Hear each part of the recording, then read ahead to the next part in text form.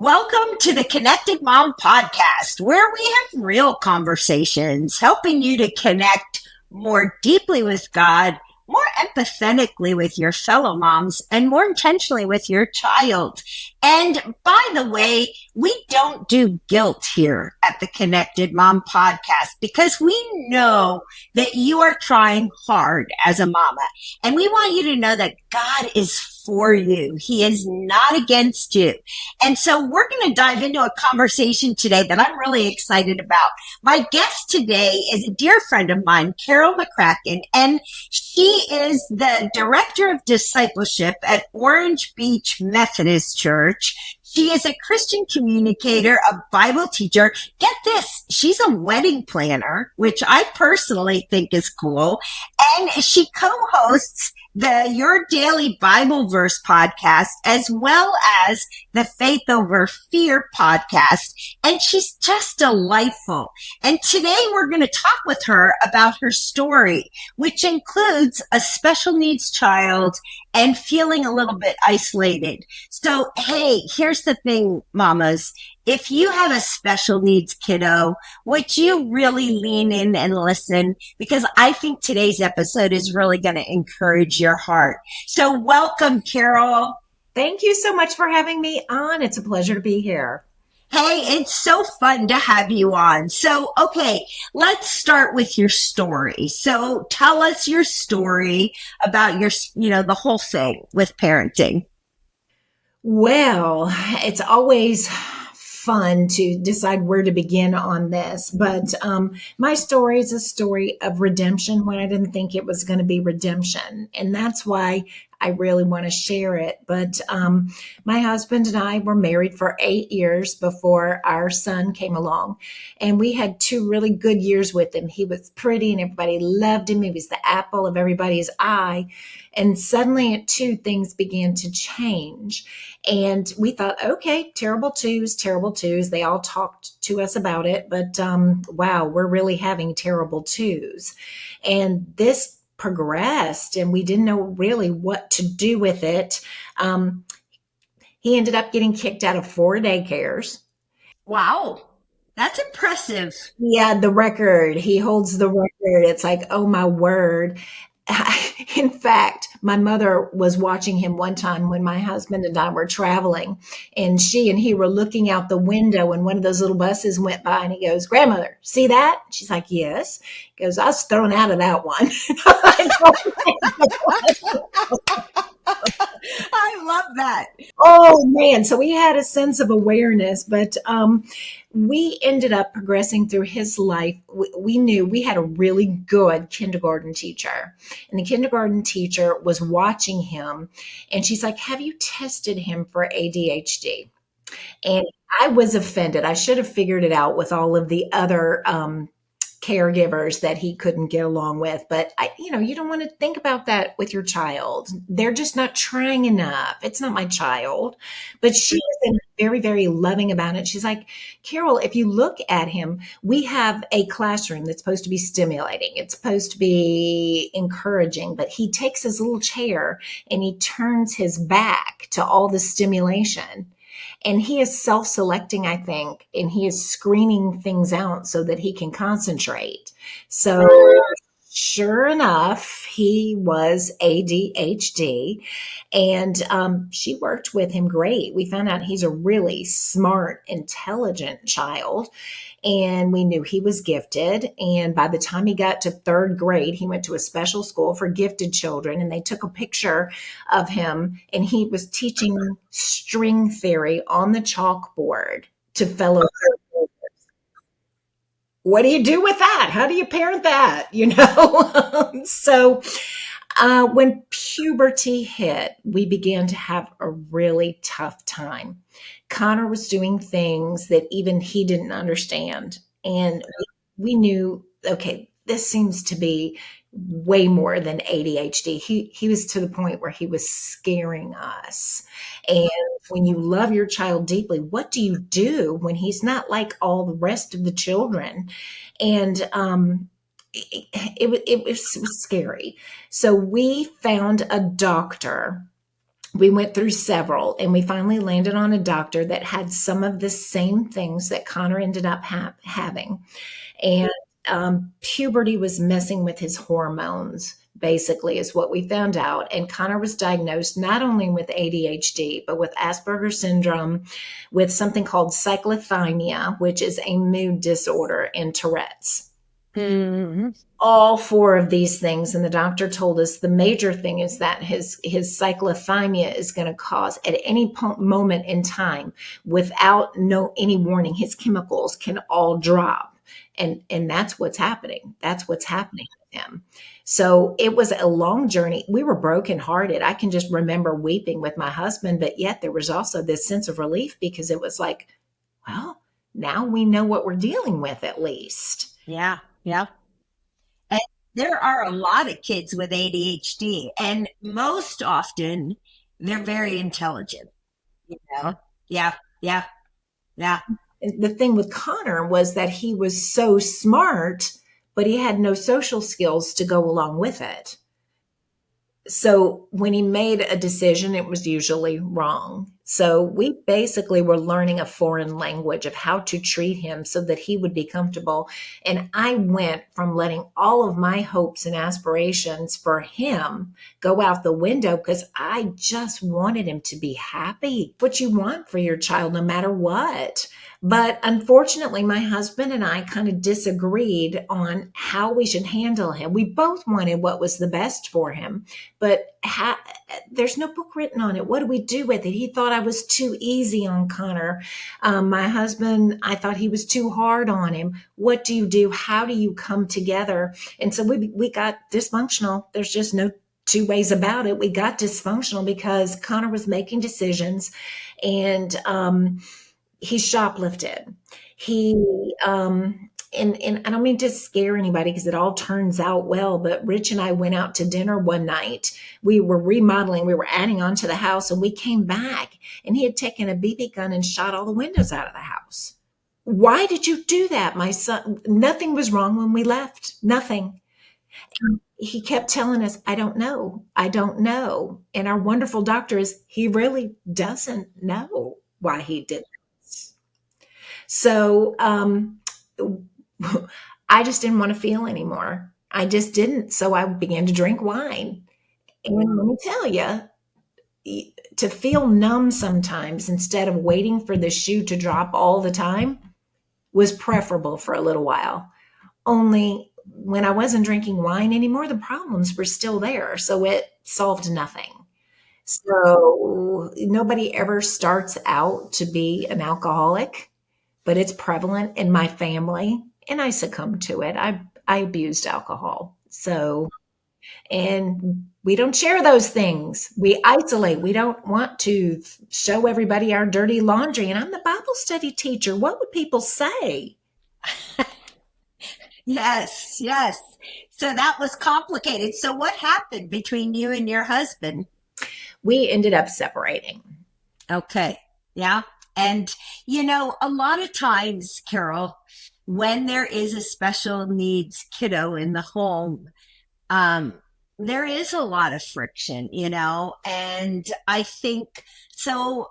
Yeah, there's the impact on your marriage, and for starters, let's start there. And then I want to talk a little bit about why it's important for mamas of kids that have special needs to find community, But for right now, what would you say to your younger self, in the thick of this? What could you have done different in your marriage during those years? Instead of sweeping everything under the rug, realize you're not the only one going through issues. They may seem foreign to you, and scary to you, and you may assume that nobody understands. But the power of the Lord can overcome anything. The Lord was with me all the time, but yet you need people to surround you, to help you, to relieve you from your stress a little bit, people to help guide you, other fellow godly women. All of that to say, isolation is the worst thing you can do. You cannot simply power through some things on your own strength. Yeah, you really can't. I know some families with special needs kiddos, and they really have to depend on their community and they have to, lean in. And that's where that connection with your friends, for those of you that are mamas that have special needs kiddos, you need those closely connected friendships, friends you can call and you can say, hey, I'm about ready to lose it today. Can you come and sit with me for a little bit? Or can you take my child on a car ride? Or can you, I don't know, bring me groceries because I certainly can't cook tonight? Whatever you need, I think you need those safe people to be able to reach out to them. And then, how did you and your husband find healing with all of this? And what steps did the two of you take? Well, I wouldn't recommend you do it our way, but it worked for us. We definitely divorced, but we had very bad feelings towards each other. We both felt betrayed. The one that you're supposed to love more than anything in the world doesn't get you. And I can remember teasing my husband, and I'm like, "You really think I wake up in the morning and fly down here on my broom just to irritate you?" Trouble is, he didn't deny it. So I That's a problem, Carol. And even my mother looked at me and she said, "You never had a temper before. Now you respond in anger all of the time." So it does change you. But my husband and I needed to separate for a time and we needed help. And so I ended up going through a 12-step program and therapy. And I just think it's the best thing that ever happened to me in the whole world. Um, I ended up going to my Bible study class, and I was quite certain I was about to be ostracized. And I would have to tell them what I'd done, confess it, and they'd be like, "Oh boy, that you need to go get a grip." They laid hands on me, lifted me up, and I got to tell you, I didn't expect it, but they're like, "Your ministry is so much more authentic now because you've been through something." Now, I'm not telling you that, you need to be in the thick of it. You've got work to do. You've got work that you definitely must do, but there's hope and you can get to the other side. And my ministry has been way more effective because I've been there. I know the feelings. I can relate. Yeah. So you went to a 12-step recovery program. Where did you go for that? As a matter of fact, my church, there's Okay. two 12-step programs, and then there was a network of them in our area. So it didn't just stay at my church, but there were several of them. But there was a women's group that I was drawn to, and it really helped. And it was a good, strong, hard year of people going, "Look, here's how you speak truth. Here's how you don't sweep things under the rug. Here's how you realize you cannot control outcomes." It's just a whole different way of thinking when you're not just focusing, "Okay, I got to do the next thing to get through the day." Yeah. Yeah. And then so you went for therapy. And then what about your husband? Did you go together to bring your marriage back together? We had tried marriage counseling, and it I won't say that it didn't work, but we both were not in the same place at the same time for that. And so he told me, "You can continue on. I'm done now." I chose to continue on. So, but my husband was also doing work on his side too and overcoming his alcohol issues. And we came back together for quite some time. We did not talk. We basically had to cool off. My son, this is several years down the path. You have to let it go. I thought my marriage was done. You have to understand that. I moved through my family and through my ministry. They were all very gracious to me, but my identity was one. My son made some very bad decisions, and I'm like, "I'm going to have to tell my husband. I'm just going to use my ex at that time." And I said, "Can we get together? I've got to update you. You need to be aware of this." And we sat down at a table. We just cried. We just cried. There was still a bond that was there because we shared this child. and we had history together. We were married for 26 years. Okay. I grew up on the man, I'm telling you, and we began to be friends again and to tread forward together like we did before. And it was very, very redeeming because we remembered why we married in the first place, but then we were approaching our problem, not consider my son a problem, but his choices were. We did those together. And so we just continued to move forward as friends. Then my husband developed some health issues and he needed help. It involved a feeding tube. And so he stayed at my condo for 40 days. And Becky, it wasn't half bad. Neither one of us expected it. The community and the partnership that we had, it's a pretty good thing. So you refell in love. So the beauty of that is that God sometimes gives beautiful second chances. And I know another couple that was divorced for 6 years, and then they each got individual counseling. They got back right with the Lord, and then they remarried each other. And there's something really beautiful about that because God never gives up on us. Now, so you and your husband get back together, um, and how did you help your son at that point? At that point, we're still working on that part of our redemption because he's still challenged. And he came to visit. We both went and saw him. And my husband had a falling out, and we're still in the middle of that. So we've got a stage 2 to get through. Yeah, yeah. So, okay. So, as far as hope, maybe there are moms out there and maybe their teenager is really making a lot of impulsive decisions or, struggling so badly with, whether it's being on the spectrum or impulsivity or ADHD or all of the above. What would you say to give them hope, Carol? God is not the author of evil. He is the God of redemption. Yeah. He has allowed you this situation for a reason, and you may not know what the situation is on this side of this earth, but He has chosen you to parent this child, whether you feel equipped or not. You don't know how it's going to end, but God does. And He has not left you alone. And you cannot control the outcome sometime.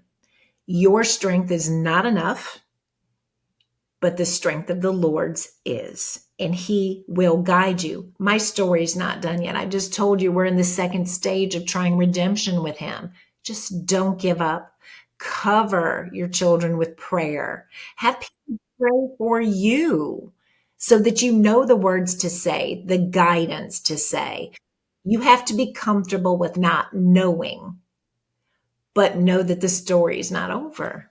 Yeah. I mean, I always think I tell parents this, you know, God will never stop pursuing your child.